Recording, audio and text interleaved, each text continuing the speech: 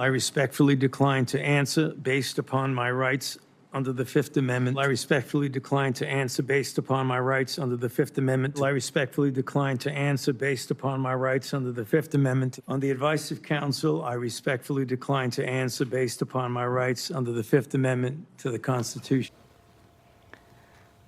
Everybody saw this, and now the next chapter with Dr. Anthony Fauci is about to begin. He refused to answer questions, pleading the Fifth 111 times. But why?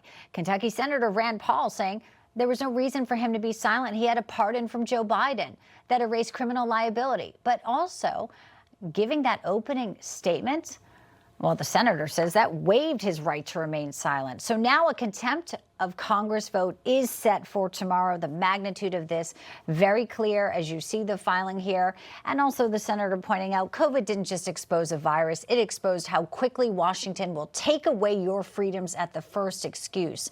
Will we see accountability? We know the senator has been covering this, uncovering the truth for a long time. He has the best-selling book on Dr. Fauci. Senator Rand Paul wrote Deception, the Great COVID Cover-Up. And he joins us now here on Bianca Across the Nation. Senator Paul, it's great to have you today, sir. Thank you for having me. I think we kind of laid out some of the questions about why can he say that he pleads the Fifth.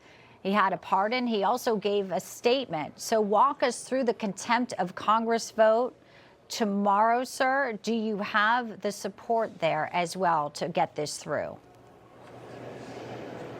Yes, I think we will pass it out tomorrow out of committee. I hope some Democrats will join us, but I think there's a real possibility that the vote is along party lines.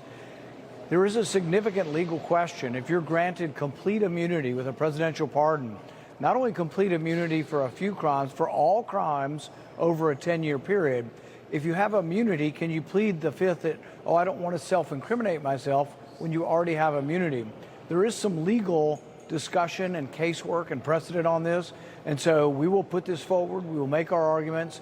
If it passes out of committee tomorrow, which I hope that it will, I will immediately send it to the Department of Justice and ask them to continue proceedings, to come down with an indictment. All right. Millions of Americans are hoping it will, and it goes to criminal referral at the DOJ. But just to put a finer point on it, if you don't get it out of committee, if you don't get this contempt of Congress, sir, you cannot make any referral to the DOJ. We'll be looking at maybe the states that want to prosecute him now. Well, you know, I've made individual referrals. I made 2 criminal referrals from my office, one for lying to Congress about gain of function and another for destroying records. I sent similar referrals to the Trump DOJ. So I sent 2 to the Biden DOJ, 2 to the Trump DOJ. This one will be a little different because it will have the imprimatur or stamp of approval of an entire committee. You're right. If the DOJ fails to indict or fails to press charges, there are states talking about it. And at first I had my doubts about this, but then as I've read further, he made depositions in state court concerning censorship to Louisiana and Missouri. And so these depositions are things that if they're contradicted by new information, if it shows that he didn't tell the truth in a deposition, he could be open for state charges.